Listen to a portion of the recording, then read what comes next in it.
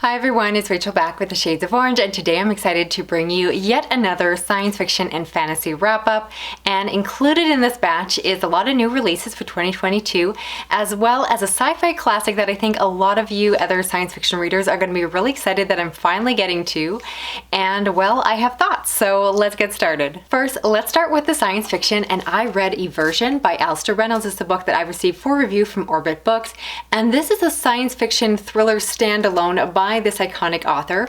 And in the story we follow a doctor who is on a ship, and he is in charge of keeping the crew safe as they go off to look for this ancient artifact. And of course, as things go along, things start to go terribly wrong. Now, this is a book I was very interested to pick up because I've only read a little bit of Alastair Reynolds. I have dabbled in the Revelation Space universe, but I haven't actually gotten to the original trilogy, which I need to do. And so I'm familiar with the author's writing and prose, and was excited for this one because it is a standalone, unrelated to his previous work. So if you're interested in trying him out, you can start here. And I will mention that compared to some of his other work, this one is quite short. I was able to fly through it quite quickly.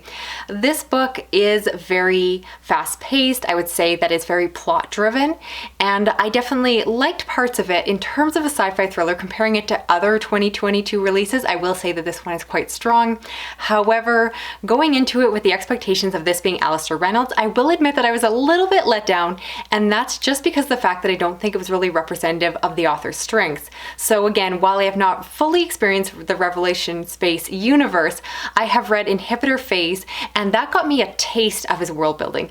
And his world building is amazing. I absolutely love his creative mind, the way that he's able to describe these imagined futures, these space opera adventures.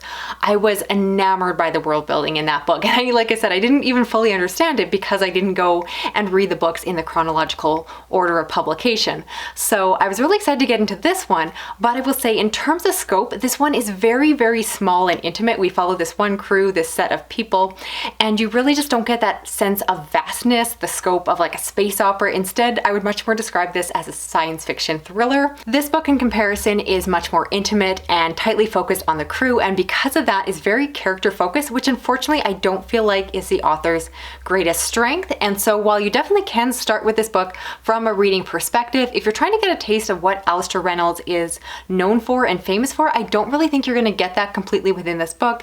And if anything, it just makes me want to read more of his work, more of his backlist, and really come to see more of the world building, which I was craving when I was reading this book. And again, it just wasn't what this book was trying to do.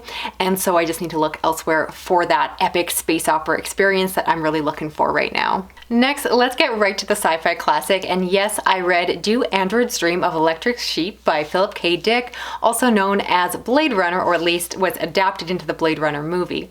Now, this is a sci-fi thriller that you also could describe as a dystopian or a cyberpunk novel, and it's one that follows a man who is in charge of tracking down these androids that hide amongst the people still left behind on Earth. And the story is very compelling. I was a little bit nervous going into this one because of the fact that I don't always love cyberpunk books.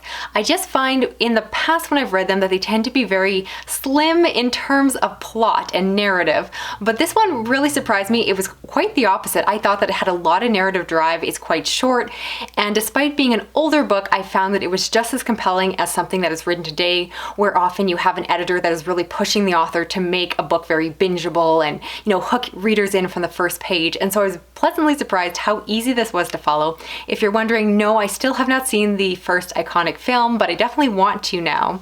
And yeah, I just like this one. I enjoyed the android tests, the conversation between the characters, a few things like the interactions between the characters and kind of some of the female gazing was a little bit dated, but overall it just felt like this like noir, suspense, mystery. It blended so many genres that I love, and again was very compelling to read. And so if you can't tell, I was very pleased with it. It ended up being more of a 4-star read, but I am someone who really struggles to give pretty much any book 5 stars on the first read through. So it's definitely one I plan to revisit in the future, and very likely could become a favorite as I fall more and more in love with it. Then I read Remnant Population by Elizabeth Moon, and this is a story that's set on a colony. We follow an older woman who has just found out that she needs to leave the colony. They are closing it down and sending all of the colonists to other planets. And she actually actually decides to stay behind. And so this book becomes very stark and isolating as she chooses to live out the rest of her days there. Her spouse has passed away, she has already raised her children, and is just ready for this next stage. This is a book with a really interesting main character. She is just, again, older, which is something you don't see enough in fiction and really needs to change. But I also like that she has a very strong personality. She speaks her mind, and even if she doesn't necessarily say things, she's definitely thinking it, and we get to see inside of her head. And so I really liked her as a kind of a stubborn old woman character. And there was some good narrative choices within this book in terms of the focus on her as a character, but I will say the pace of the story is very, very slow.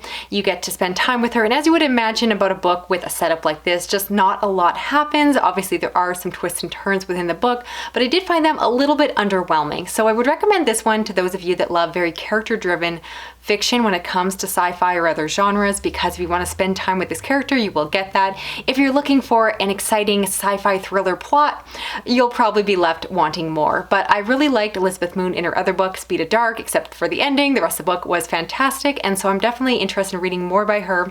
And so this was the next one I picked up because, again, I really like her character work. I do think is one of her strengths, and that aspect of the story was, again, very well done in my mind. And switching over to fantasy, I read Into the Broken Lands by Tanya. Huff. This is a book that I received for review from Daw Books, and I think in my book haul I mistakenly said that this was a book by a debut author. That is definitely not the case. This author actually has a lot of backlist.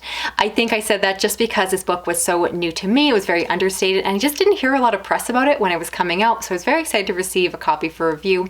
And this is a epic fantasy book that follows multiple characters that are traveling into the Broken Lands, and I picked it up because it was underhyped, hoping that it was going to be very new and fresh. And unfortunately, and maybe this is because the author, again, has such a backlist and has really been writing what would be considered now classic fantasy for many years, their work is very tropey, very predictable, and I just didn't find anything very new about it, which is disappointing to me because, again, when I look to fantasy, I'm looking for books that are going to subvert the genre, that are going to surprise me and do something a little bit different.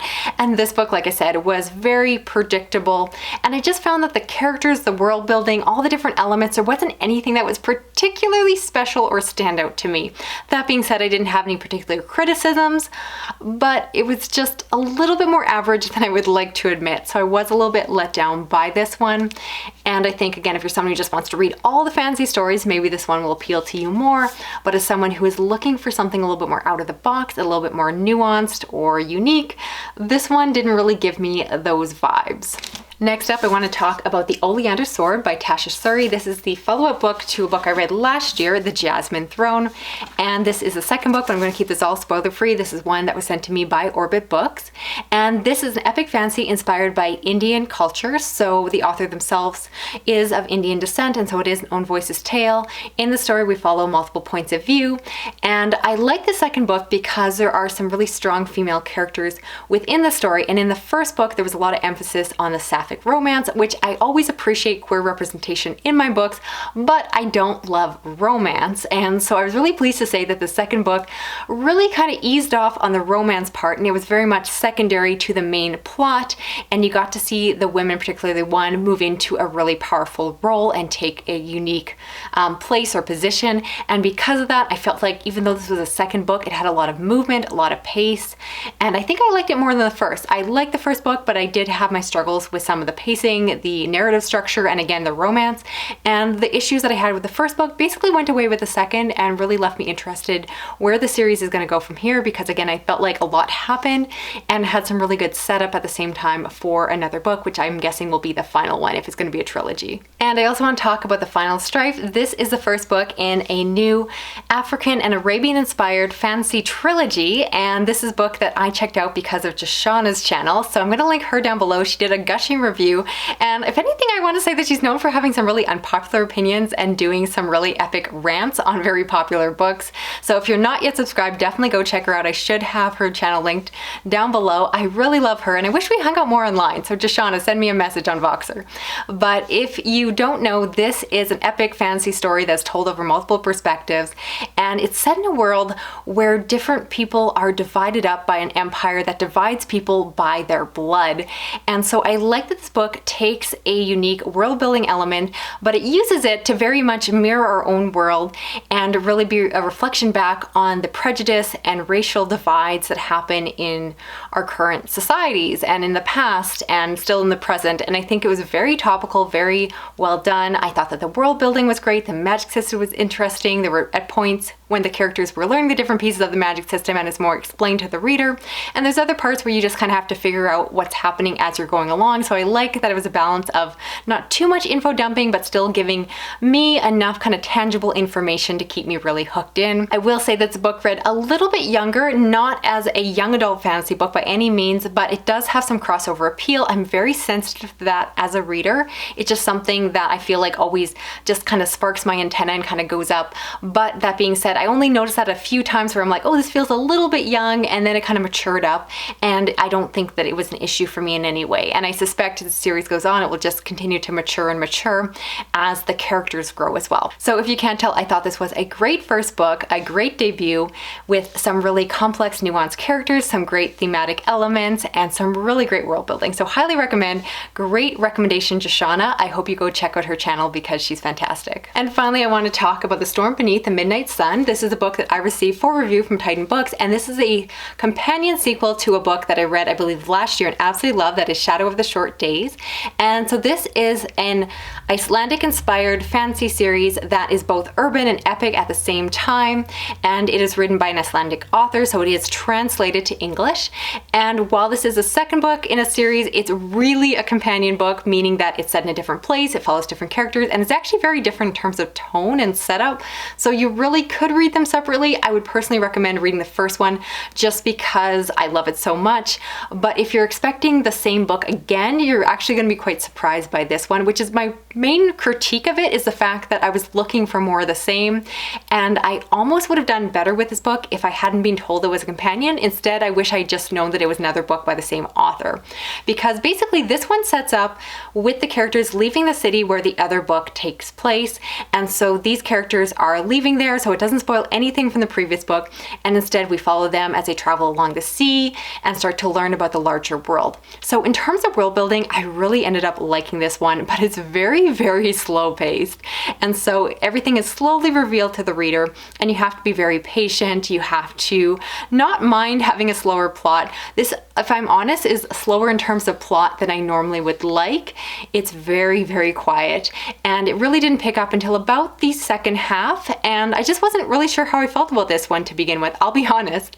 But I did love enough about how the author writes. I love how they include Icelandic words within their text, even though it's translated, and just the world building, the cultural elements, all really fascinating to me. So this is a book that I really appreciate, and it took some time for me to warm up to it. I've actually read it a couple times now before officially reviewing it for you all. And yeah, I'm really glad that I got to read it. I don't think it's going to be for everyone. I think that if you want a fast-paced, action-packed fantasy book, you're going to be disappointed here. And it's very light in terms of the fantasy elements. They don't really pick up to the second half, and then they do start to kind of go from there. But it's very quiet at first. At first I was like, where's the fantasy? And same thing, the first book has elements of horror, and those again are perhaps even lighter in the second book. So very different shift in tone. Felt more quiet, felt more contemplative, and if anything, this book is what I imagine The Scar by Chiana Maievel is going to be, but I haven't read that yet, so I can't officially make that comparison.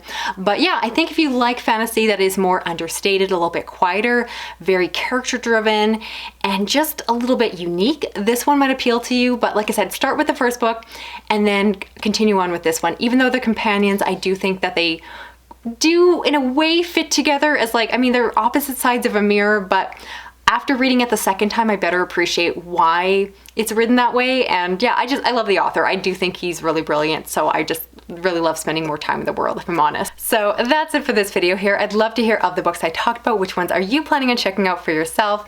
I would also love to hear what is a science fiction classic that you still need to read. I know I have a long list, and I'm hoping to get to them as soon as I can because I desperately want to get through all the classics and just really get my foundations in the genre, which again is a genre I am falling more and more in love with. And of course, I'm also really enjoying fantasy these days, which is nice to see. You are noticing some fantasy in these videos, and I tend to do I try not to go more than like a 50-50 split and try to have at least as much science fiction, but it depends on the video. Anyway, thank you so much for watching. If you're new to my channel, please consider subscribing. I do read a lot of adult fantasy, science fiction, horror thrillers, and true crime. You can help me out by giving this video a thumbs up, sharing it around online, dropping a comment, even if it's just a spaceship or a dragon. And if you want to help me out more, you can hit that little notification bell. That way you'll never miss a video from me. Thanks so much for watching. I'll talk to you again soon. Okay, bye-bye.